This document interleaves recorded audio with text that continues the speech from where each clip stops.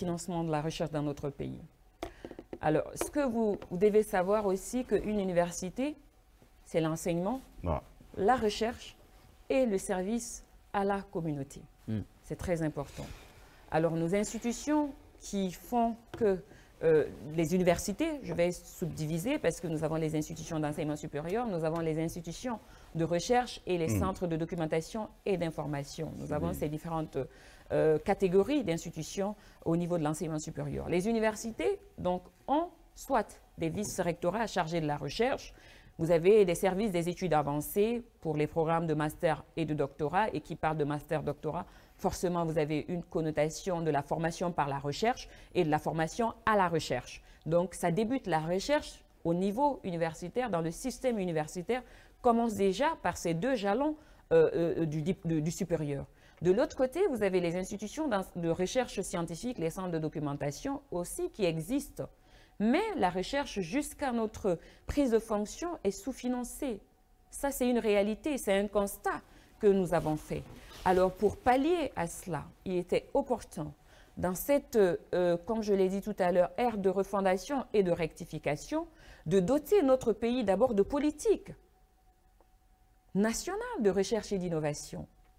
Parce qu'avoir une trentaine de centres de recherche, sans avoir une politique fédératrice par rapport à ces centres de recherche, pour dire aujourd'hui que la recherche doit être au centre et au cœur du développement socio-économique.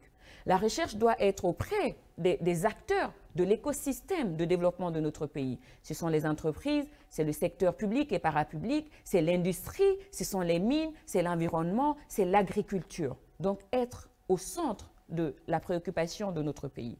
Nous l'avons compris, c'est pourquoi, dès l'année passée, avec la clairvoyance du Premier ministre, nous avons lancé l'élaboration d'une politique nationale de recherche et d'innovation. Alors, chers collègues, chers modérateurs, c'est une première. Il n'y a pas de politique nationale de recherche et d'innovation dans notre pays.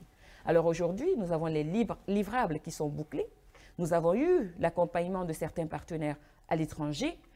Mon équipe, le week-end dernier, dimanche, samedi, était à Koya pour finaliser la synthèse des documents produits par rapport à la politique. Donc, qui parle de politique parle de stratégie. Les politiques, c'est vraiment pour décrire le cadre et les orientations. Mais la politique doit être adossée à un document très important. C'est le document de stratégie, quinquennale ou décennale, de la recherche et de l'innovation. Nous sommes allés loin. Au-delà de la stratégie qui va être produite, nous avons adossé à la stratégie un fonds national de recherche et de l'innovation. Donc, au-delà de la politique, de la stratégie et du fonds, c'est en cours d'élaboration. C'est en cours de finalisation, j'ai envie de dire. Okay. Parce que l'élaboration est terminée. Nous attendons d'ici la fin du mois de septembre. C'est le délai que nous avons. Parenthèse, comment vous comptez faire financer ce fonds? Alors, le fonds, d'abord, à travers notre budget national de développement, des partenaires techniques et financiers aujourd'hui sont prêts à nous accompagner afin de faire une table ronde des bailleurs dans le cadre du financement de la recherche ou dans le cadre du financement de ce fonds.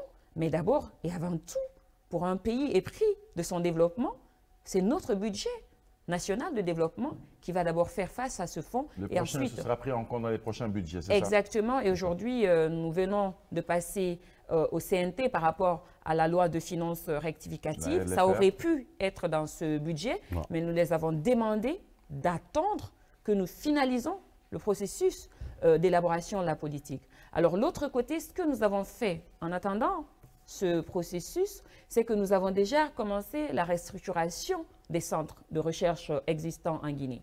Alors, l'autre côté, c'est qu'il y a des centres de recherche sectoriels. Quand vous prenez le domaine de l'agriculture, de l'industrie, au niveau de la pêche, il y a des centres de recherche. Donc, il a été demandé qu'il y ait une tutelle conjointe avec le ministère en charge de la recherche scientifique et de l'innovation et qui est en charge, qui a pour mission régalienne justement de mettre en place la politique du gouvernement en matière de recherche et d'innovation. Donc ça c'est déjà fait, c'est déjà bouclé, l'inventaire a été fait, donc ce travail a été soumis à la haute appréciation de l'autorité. Nous ne sommes pas limités là. Nous avons fait pour une fois la première semaine nationale de la recherche et de l'innovation, Sénari, couplée au prix annuel de la recherche et de l'innovation, afin d'attirer la promotion, la vulgarisation des résultats de la recherche dans nos systèmes universitaires et de recherche dans notre pays. Et également, l'autre pan aujourd'hui de la recherche, c'est la coopération universitaire autour de la recherche que nous avons favorisée. Des Guinéens partent aujourd'hui en mobilité, c'est une réalité. Depuis notre arrivée au sein du ministère de l'Enseignement supérieur, plus de 1600 enseignants ont pu bénéficier de fonds pour aller faire soit leur master, leur doctorat, la mobilité pour leur recherche ou aller en conférence internationale pour pouvoir produire. Ils sont revenus? Ils reviennent. La plupart reviennent, même si nous avons du mal. Mais nous comptons sur l'esprit patriotiste de chaque Guinéen qui va pour se former, pour revenir et servir notre nation auprès des autorités.